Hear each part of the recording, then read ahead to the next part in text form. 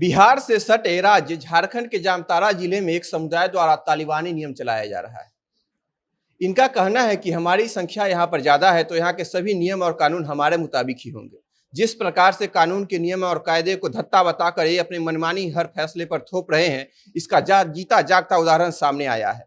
पूरे मामले को विस्तार से बताएंगे। मेरा नाम है परितोष शाही और आप देख रहे हैं जनता जंक्शन। एक प्रसिद्ध मुहावरा, जिसकी लाठी उसकी भैंस का अर्थ तो आप जानते ही होंगे।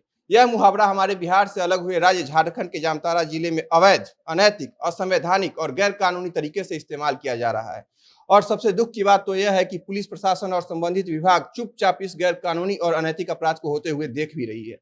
जामताड़ा जिले में ऐसे स्कूलों की संख्या लगातार बढ़ रही है जहां मुस्लिम बहुल आबादी के द्वारा साप्ताहिक अवकाश यानी साप्ताहिक छुट्टी रविवार से बदलकर शुक्रवार को जुम्मा अवकाश के रूप में बदल दिया गया है।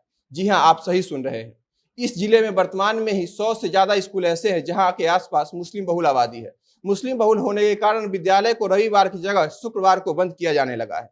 ऐसे स्कूल में मुस्लिम बच्चों की संख्या लगभग 70% से ज्यादा है। ये स्कूल ना तो उर्दू विद्यालय है, न ही विभागीय स्तर पर इन्हें शुक्रवार को बंद रखने की इजाजत दी गई है। लेकिन इसके बावजूद अपने बाहुबल का प्रयोग करके स्थानीय लोगों ने स्कूल प्रबंध कमेटी पर दबाव बनाकर अवकाश को अस्थायी तौर पर शुक्रवार को घोषित कर दिया है।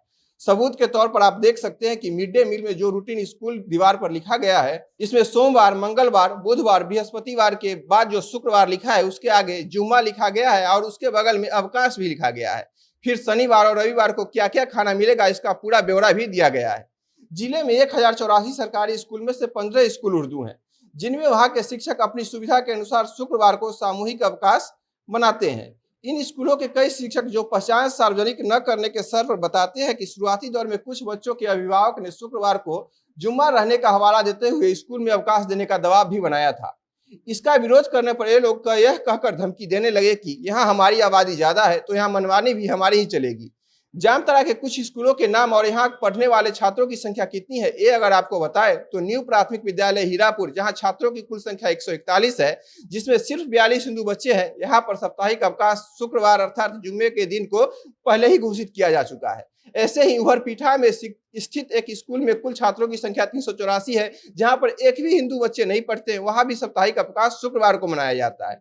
इसी तरह से उत्क्रमित मध्य विद्यालय चंपापुर, पोखरिया, डोंगोदी, राजापीठ, नारोडी, भगवानपुर, मंझलाडी, उत्क्रमित विद्यालय गोखुला, उत्क्रमित विद्यालय हरिहरपुर, चिरूडी, बाबूडी, जगदीशपुर, मिर्जापुर, पहाड़पुर, डावा केंद्र, कोल्हरिया, जेरुवा, आमजोरा समेत जिला के कई अन्य विद्यालय है जहां अवकाश रविवार की जगह पर शुक्रवार को पहले ही घोषित किया जा चुका है।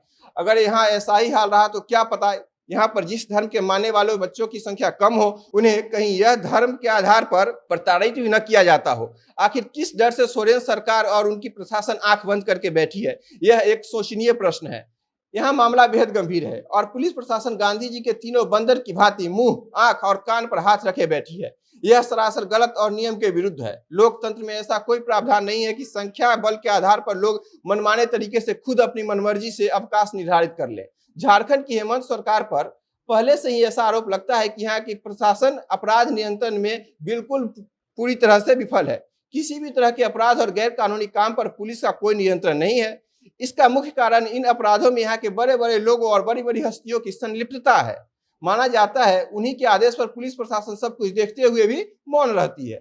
सोरेन सरकार जिस तरह से तुष्टीकरण को बढ़ावा दे रही है, इसका परिणाम आने वाले दिनों में क्या होगा, झारखंड के सौहार्द पर इसका क्या असर पड़ेगा, यह तो आने वाला वक्त ही बताएगा। इस पर तत्काल कोई कार्रवाई किया जाना चाहिए और कड़ी से कड़ी निर्णय लिए जाने की सख्त जरूरत है।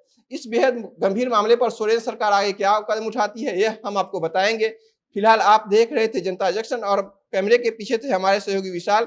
बहुत बहुत शुक्रिया।